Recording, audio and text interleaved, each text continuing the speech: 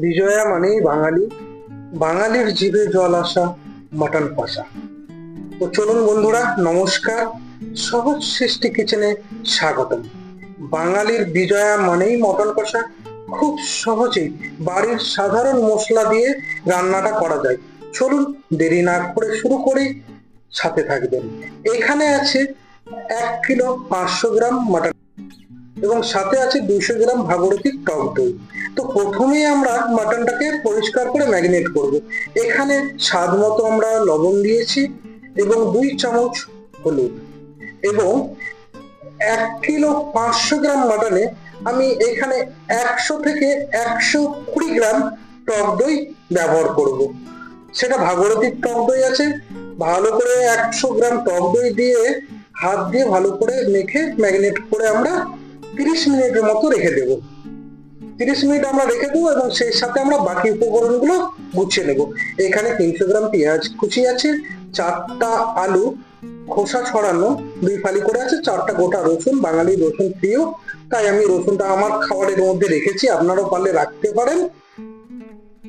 আর এখানে আমি রেখেছি বাটা মশলা, সেখানেও বাটাই আছে। এখানে 2টো টমেটো আছে বাটানো পেস্ট করা, এবং জিরে ধনে 1-2 চামচ করে বাটা আছে, এবং রসুন এবং আদা 50 গ্রাম করে বাটা আছে।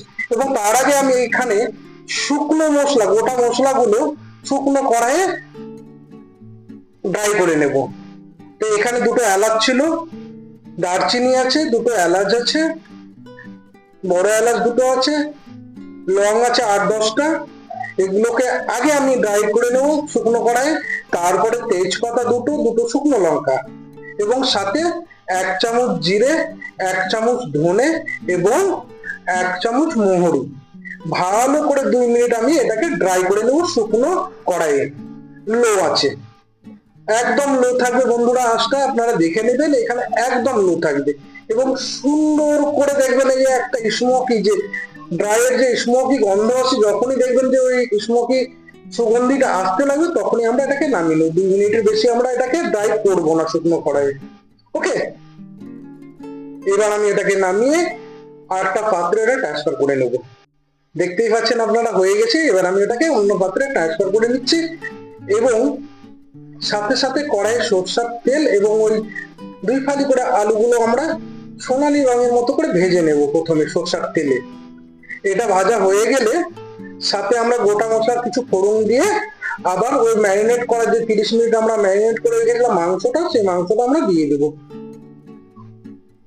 হ্যাঁ, আমার আলুগুলো সোনালী রঙের মতো ভাজা হয়ে গেছে, আশা করি আপনারা দেখতেই পাচ্ছেন। এবং আমরা গোটা মশলা কিছু আমরা কড়াইয়ের তেলে দিয়ে দিলাম। এখানে এলাচ, দারচিনি, 2টো শুকনো লঙ্কা, তেজপাতা এবং 1/2 চামচ জিরে, গোটা জিরে। হ্যাঁ, এইবার হয়ে গেছে। এবার পেঁয়াজ কুচিগুলো আমরা দিয়ে দেবো। যতক্ষণ না পেঁয়াজ কুচিগুলো সোনালী রং ধরছে ততক্ষণ আমরা কিন্তু এইখানে ফ্রাই করতেই থাকবো। ওকে,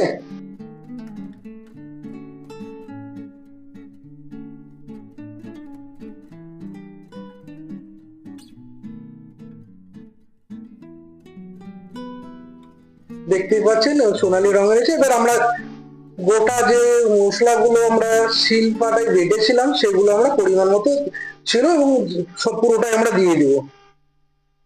দেওয়ার পরে আমি এখানে ভালো করে নেড়ে, যাতে আমরা লক্ষ্য রাখতে হবে মশলাটা যাতে কোনোভাবে লেগে না যায় বা ধরে না যায়।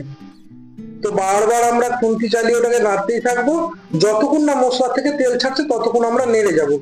এবার বন্ধুরা আপনারা দেখতেই পাচ্ছেন, হ্যাঁ, যে তেল ছেড়ে গেছে। এবার বাকি ম্যারিনেট করা মাংসগুলো আমরা এবার ওই মশলার মধ্যে দিয়ে দেবো, এবং পাক্কা 40 মিনিট ধরে আমরা কিন্তু মিডিয়াম টু লো আছে আমরা এটাকে কষাতে থাকবো যতক্ষণ না তেল ছাড়ছে এবং শুকনো হয়ে যাবে।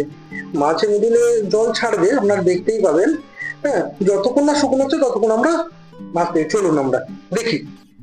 এইরকম ঢাকা তুলে তুলে আমরা নাড়তে থাকবো যাতে তলে না লেগে যায়। দেখতেই পাচ্ছেন অনেকটাই জল বেরিয়ে এসছে মাংস থেকে। কিছুক্ষণের মধ্যে দেখবেন জলটা শুকিয়ে যাবে। তারপরে আমরা পাশে যে শুকনো গোটা মশলাগুলো ড্রাই করে রেখেছি ওগুলো আমরা মিক্সিতে মশলা করে নেব। এই যে দেখেন মাংসটা কষা হয়ে গেছে, তেল ছেড়ে দিয়েছে এবং দেখতে পাচ্ছেন মাংস থেকে হাড়গুলো ছেড়ে গিয়েছে। এবার আমরা পরিমাণ মতো গরম জল দিয়ে দেব।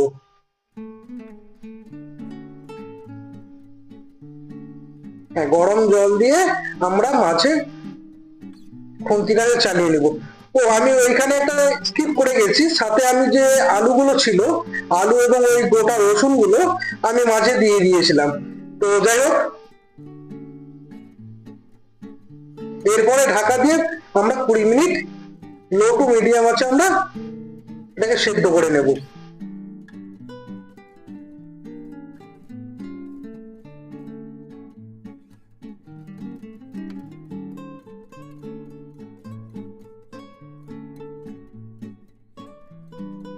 হ্যাঁ, এবার সেদ্ধ হয়ে যাওয়ার পরে আমার যে গুঁড়ো মশলাটা আমি করেছিলাম সেই মশলাটা দিয়ে দেবো, দিয়ে একদম লো হিটে 20 মিনিটের মতো ঢাকা দিয়ে রেখে দেবো।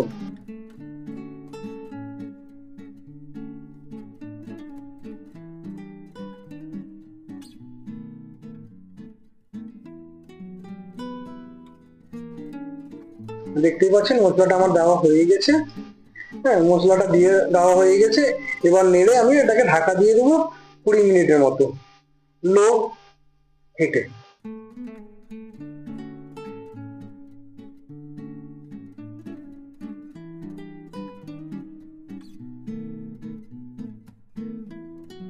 কুড়ি মিনিট মোটামুটি হয়ে এসছে, আমার মাটন কষা রেডি। বাঙালির প্রিয় খাবার। এই মুহূর্তে আপনারা দেখতেই পাচ্ছেন লোভনীয় এবং দুর্দান্ত স্বাদের হবে মনে হচ্ছে।